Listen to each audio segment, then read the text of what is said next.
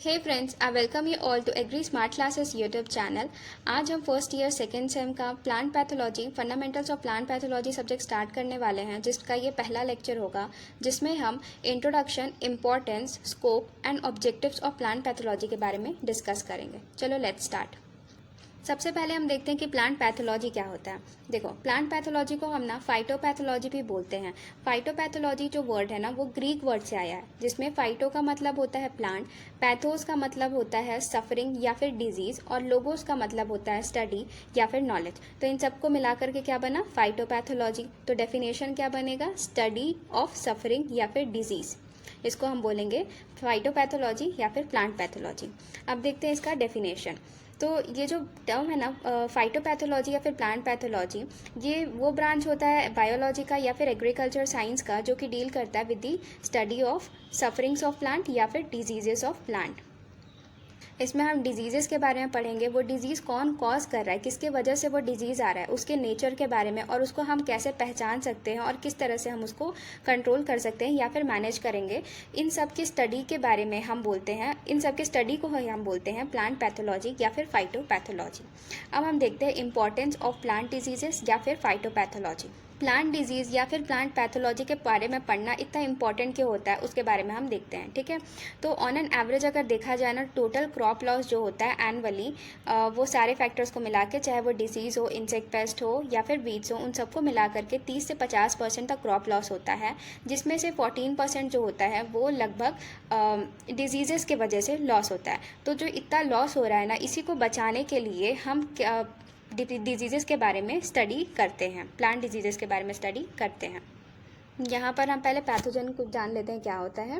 Pathogen मतलब ऐसा कोई भी एजेंट जो कि प्लांट में डिजीज़ कॉज कर रहा है, चाहे वो बायोटिक हो या फिर एबायोटिक हो, मतलब लिविंग हो या फिर नॉन लिविंग हो, कोई भी हो। ठीक है, जो प्लांट में डिजीज़ कॉज करेगा ना, उसी एजेंट को हम बोलते हैं पैथोजन। ठीक है, तो कुछ पैथोजन ऐसे होते हैं जिनको मान लो टेम्परेचर ज़्यादा चाहिए या फिर कम चाहिए। ठीक है, या फिर सॉइल के पीएच पे डिपेंड करता है कि वो कब अटैक करेंगे प्लांट्स पे, या फिर सॉइल के फर्टिलिटी लेवल पे डिपेंड करेगा कि वो कब अटैक करेंगे प्लांट पे। ठीक है, या फिर ह्यूमिडिटी पे, कुछ ऐसे होंगे जो हाई ह्यूमिडिटी पे प्लांट्स पर अटैक करेंगे। तो जब हमें पता होगा कि वो पैथोजन जो है वो किस नेचर का है, कौन से ऐसे फेवरेबल इन्वायरमेंटल कंडीशन है जो उसके ग्रोथ को या फिर उसके रिप्रोडक्शन को प्रमोट करते हैं, ये सारी चीज़ें जब हम प्लांट डिजीजेस के बारे में स्टडी करेंगे तो हमें पता चलेगा। ठीक है, और जब हमें ये पता होगा तो उसके अकॉर्डिंग हम प्लांट प्रोटेक्शन मेजर्स लेंगे, तो वो किसी ना किसी तरह कंट्रोल हो जाएंगे, और कंट्रोल होंगे तो वो प्लांट का लॉस जो है, जो हो रहा था, वो कम हो जाएगा। ठीक है, तो ये किन सारी चीज़ों की वजह से होगा? जब हम प्लांट डिजीज़ के बारे में स्टडी करेंगे या उनके बारे में हमें पहले से पता होगा कि उनका नेचर क्या है। जब हम जानेंगे ही नहीं कि जो प्लांट में डिजीज़ कॉज कर रहा है वो कौन है, क्या है, वो किस नेचर का है, कब वो प्लांट में अटैक कर रहा है, तो हम उसको किस तरह से कंट्रोल कर पाएंगे? नहीं कर पाएंगे ना। तो इसीलिए प्लांट डिजीज़ के बारे में स्टडी करना बहुत इंपॉर्टेंट होता है। ये जो प्लांट में डिजीज़ कॉज करते हैं ना, ये ना ही सिर्फ क्रॉप का लॉस करते हैं, बल्कि हमारे पैसों का भी लॉस होता है उसमें, क्योंकि हम लोग जो क्रॉप लगाते हैं उसमें कुछ ना कुछ इनपुट देते हैं, इनपुट के लिए हमें पैसों की रिक्वायरमेंट होती है। तो अगर क्रॉप लॉस होगा, ईल्ड कम होगी, तो अल्टीमेटली हमारे पैसे का भी लॉस होगा। ठीक है, के बाद जो भी प्रोड्यूस बचेगा उसकी क्वालिटी कम हो जाएगी। ठीक है, उसकी क्वालिटी ख़राब हो जाएगी, क्वालिटी ख़राब होगी तो हमें उसका मार्केट वैल्यू जो है वो भी कम मिलेगा। तो इन्हीं सब चीज़ों के वजह से हमें प्लांट डिजीज़ेस के बारे में पढ़ना बहुत ही ज़्यादा इम्पॉर्टेंट होता है। Then comes scope of plant pathology. मतलब प्लांट पैथोलॉजी के अंदर हम और किन किन चीज़ों के बारे में स्टडी करते हैं, या फिर हम ये बोल सकते हैं कि इसका क्या रिलेशन होता है टू दी अदर साइंसेस। तो देखो, प्लांट पैथोलॉजी में हम किन किन चीज़ों के बारे में स्टडी करेंगे? वायरोलॉजी, क्योंकि वायरस भी डिजीज़ कॉज करते हैं। देन माइकोलॉजी, माइको मतलब होता है फंगस, तो फंगस जो डिजीज़ कॉज करेंगे वो हो गया। बैक्टीरियोलॉजी, बैक्टीरियाज भी डिजीज़ कॉज करते हैं। Microbiology, physiology, chemistry, genetics, biotechnology, इन सारी चीज़ों के बारे में हम स्टडी करेंगे ना प्लांट पैथोलॉजी में। तो ये हो गया relation to the other sciences या फिर scope of plant pathology.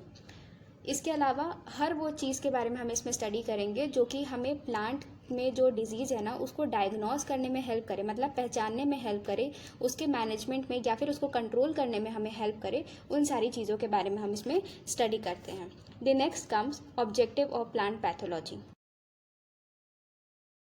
4 main objectives होते हैं प्लांट पैथोलॉजी के, जिसमें सबसे पहला एटियोलॉजी। एटियोलॉजी मतलब होता है कि प्लांट में जो डिजीज़ कॉज कर रहा है ना, जिसको हम बोलते हैं पैथोजन, चाहे वो लिविंग हो, नॉन लिविंग हो या फिर इन्वायरमेंटल कॉज हो, तो जो भी पैथोजन प्लांट में डिजीज़ कॉज कर रहा है उसके बारे में जो हम स्टडी करते हैं उसको हम बोलते हैं एटियोलॉजी।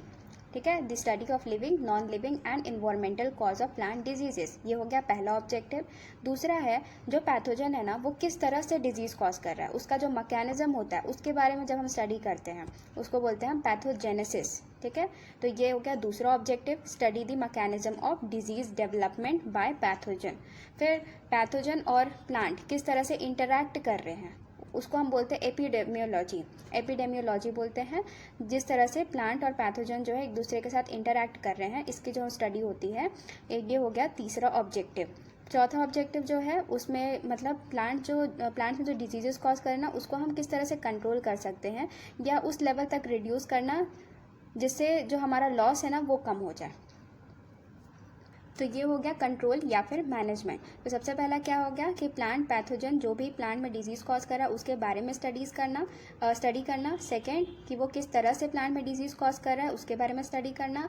थर्ड कि प्लांट और पैथोजन किस तरह से इंटरैक्ट कर रहे हैं एक दूसरे के साथ वो। और फिर फोर्थ जो है मतलब किस तरह से हम उस डिजीज़ को कंट्रोल कर सकते हैं या फिर उस लेवल तक कम करें कि जो हमारा लॉस है ना वो कम हो जाए। तो कंट्रोल या फिर मैनेजमेंट ऑफ डिजीज़, ये हो गया फोर्थ ऑब्जेक्टिव। तो यहाँ पर कंप्लीट हो गया हमारा introduction, importance, scope and objective of